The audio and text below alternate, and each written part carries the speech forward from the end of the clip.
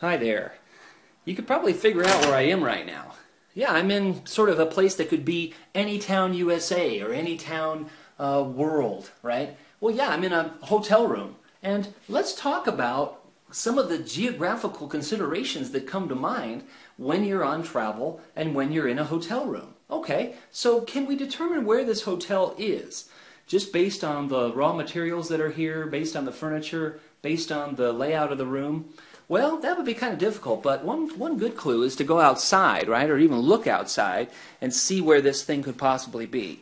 So, are you seeing what I'm seeing? I'm seeing some palm trees and a couple of citrus trees and some fairly lush vegetation. That helps me get a clue as to where this might be. Well, what are the other spatial thinking considerations that come to mind when you're on travel? Well, another thing that I often think about is the layout of the hotel. So take a look at this map that's usually posted on the insides of the door, so you can have emergency information about how to get out of here. But take a look at this map indicating the layout. Now I wonder, are all of the hotels in this particular chain laid out like this, or did they happen to squeeze it onto the lot that I'm on right now because maybe the lot had a certain kind of a shape? And also, related to that, where is this particular hotel located, and other hotels? So in this particular case, you saw out that one window. Out the other window is a freeway. Why would that be? Why do they put these hotels near freeways? Well, that has to do with easy on, easy off access, and the fact that most people that come to these places, in this particular case, and in others, they're driving, so they want to be near freeways and things like that. Also, proximity to airports.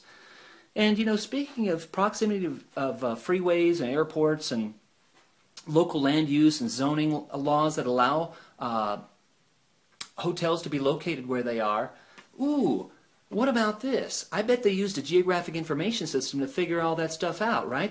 They have a local, regional, and maybe national demography in there, population, travel habits, proximity to airports and freeways, zoning, competition, right? Where are their competition properties located? Where are their existing properties in their same hotel chain located? All these things have to do with geography and spatial thinking. Let's just chat about a few more, and then I'll let you go.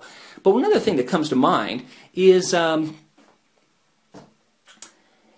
this. Think about the consumption of natural resources. There's a lot of studies done about how hotels and people that travel, they're making a big imprint on the planet. And so I just challenge you and challenge myself to consume as little as possible to sort of buck that trend. So, for example, if everybody consumed several of these little soap containers and shampoos and stuff like that every night, that would be a huge imprint, a huge impact, because we're talking about thousands, millions, billions of these things by all of the travelers all over the world per year. So what I do is I've got my own. I've got these little containers, or I've got my own lotion and shampoo and stuff like that, and then I can refill those. That's the point, is I can refill that stuff. And so I'm not consuming a little bottle every time I wash my hair. I've got to stay, looking good. Anyway, another thing that I challenge you to think about is sheets and towels. A lot of hotels have cards that you can leave saying, "I don't want my sheets to be and my towels to be washed every day." I mean, if we all did that, it makes a huge difference. So, and then another thing that is kind of behind the scenes but really important is water, right? How much water are you consuming every day in a hotel, or even when you're at home? But water is a huge importance to our world, isn't it? So it's a precious resource that not everybody in the world has access to. So we need to conserve it as best we can. Okay, I also think about raw materials and economies of scale. So, for example, when I'm in a hotel, which is probably part of a larger chain, right? This bed, that piece of furniture over there, that lamp, that lighting fixture, it's not handmade by someone in their garage, right? First of all, they need bunches of these, like hundreds, thousands of these things for this particular hotel chain. So where are all these things made? I also think about the distribution system in terms of how did they get here to this particular location? Does this hotel chain have their own vehicle fleet or something like that they take to these places, or what? So I think about that as well. Also, the other thing I think about is if I were to figure out, based on the ledger up at the front desk downstairs, or just like if I had some sort of camera in here, that I could figure out who stayed here, who sat in this couch, on this couch before me, and who slept in that bed over there, before I did, and all throughout the year, and then next year, do the patterns change? Do they get wider in terms of distribution around the world? They get narrower in focus? What does the local economy or the regional or national economy have to do with travel and on the distribution of people coming to this particular hotel? What about other chains? What about other hotels in this area? Do they attract a more international clientele? That type of thing. So if I were to track who stays here and who's actually staying here right now, it'd be really fascinating to be able to map that, wouldn't it? Now, my particular organization has about 30 people staying here this week. So we're from all over the country. And there's even a couple of international people here too. So even to map out my own organization and how they stay at this particular hotel, and then people in my own organization and where they travel each year, that would be fascinating too. Okay, so there's lots we can think about in terms of that. Now, another thing we can think about is the hotel employees themselves. Do they have some sort of business degree to be able to work here? What impact are they making on the local economy? Where do they live, and how far do they commute to work here at this hotel?